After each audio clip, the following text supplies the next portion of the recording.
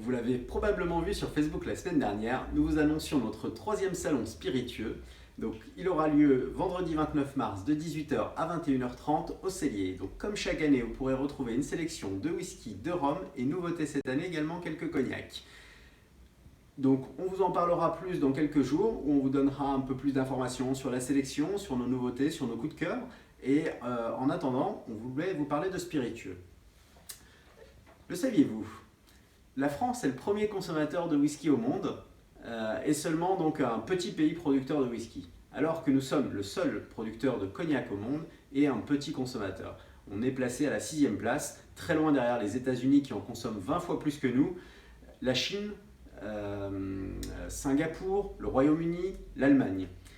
Eh bien, je ne sais pas, mais moi ça m'interpelle que la plupart de nos trésors de cognac partent à l'étranger.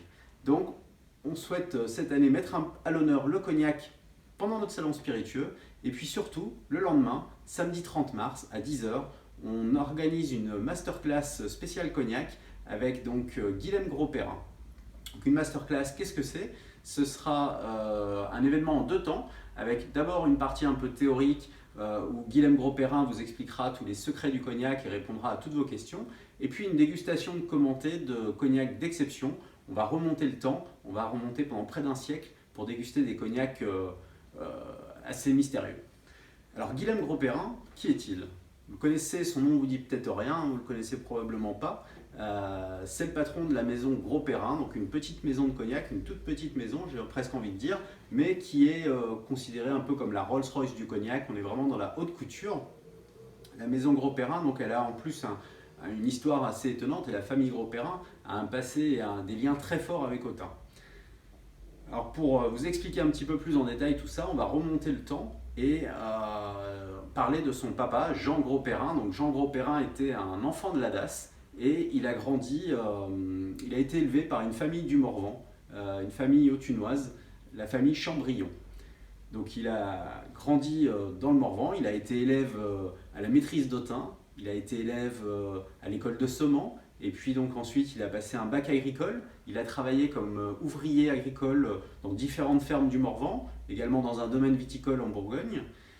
Et puis en 1971, il rencontre celle qui va devenir son épouse, et ensemble, eh bien, ils se plaisent dans le Morvan, ils s'installent dans le Morvan, à Seman, à Arleuf, et ils vont travailler comme ouvriers agricoles, faire différents petits métiers, berger, tondeur de moutons. Et puis madame sera institutrice quelques années à Autun. Et en 1980, il décide de partir pour la Haute-Marne où il achète des alambics. Et il va devenir distillateur ambulant. Et on se retrouve ici autour d'un alambic ambulant qui lui tournait dans la région. Donc Jean Gros-Perrin va devenir donc distillateur ambulant et c'est le début de l'histoire de la famille Gros-Perrin avec le monde des spiritueux. Et puis donc il va faire ça pendant quelques années et un jour il revend ses alambics et il part en Charente dans le cognac pour devenir distillateur en cognac. Il travaille comme ça plusieurs années et au début des années 90, il décide d'arrêter et de devenir courtier de campagne. Donc son rôle, ça va être de trouver des lots d'exception chez les producteurs et de les proposer aux grandes maisons de cognac. Donc il fait un travail de fourmi à dénicher des lots et un métier assez passionnant. Et puis au bout d'un moment, il se rend compte que ces lots partent dans des cognacs d'exception, mais malgré tout dans des gros assemblages dans les grandes maisons. Et il se dit, pourquoi ne pas les mettre en bouteille sans les assembler? Et donc en 1999, il crée la maison Gros-Perrin et il embouteille lui-même ses cognacs d'exception. Quelques années plus tard, en 2003, donc Guilhem Gros-Perrin, son fils, qui lui est né en 1979 à Autun, qui a grandi ici, reprend l'affaire et perpétue cette tradition familiale autour des cognacs Gros-Perrin. Et aujourd'hui, donc, il est vraiment devenu quelqu'un de très respecté. Il est capable de trouver des pépites et il a une confiance en fait de la part des propriétaires de cognac qui possèdent souvent des lots assez cachés, des lots d'exception. Et il va proposer ces lots de cognac en bouteille. Alors chez les cognacs Gros-Perrin, la présentation est très sobre, très simple. Pas de clinquant, pas de carafe fantaisie. L'exceptionnel est à l'intérieur de la bouteille. Et puis on a une étiquette qui raconte l'histoire du cognac, la région.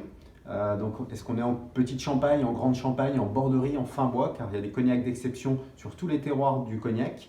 Et puis le millésime, beaucoup des cognacs Gros-Perrin sont des cognacs millésimés, ce qui est assez rare en cognac car c'est très contraignant. Guilhem Gros-Perrin m'a confié un jour qu'il paye en frais d'huissier de justice, puisqu'à chaque fois qu'il veut ouvrir un fût pour le déguster, il faut qu'il fasse intervenir un huissier de justice pour assermenter l'ouverture et la fermeture du fût. Et bien, il paye en frais d'huissier de justice l'équivalent d'un salaire de cadre tous les ans. Donc chaque étiquette raconte également l'histoire du cognac.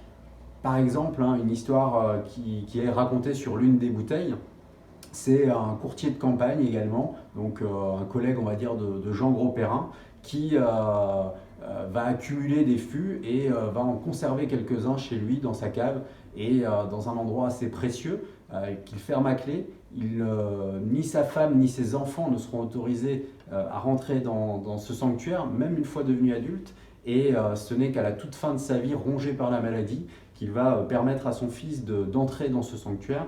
Et c'est là qu'il va découvrir les trésors qu'il a accumulés. Il va proposer quelques fûts à Guilhem Gros-Perrin et qui sera forcément ravi par les nectars qu'il va découvrir et qui va ensuite les embouteiller. Peut-être que nous aurons la chance de déguster l'un de ces cognacs lors de la masterclass du samedi 30 mars.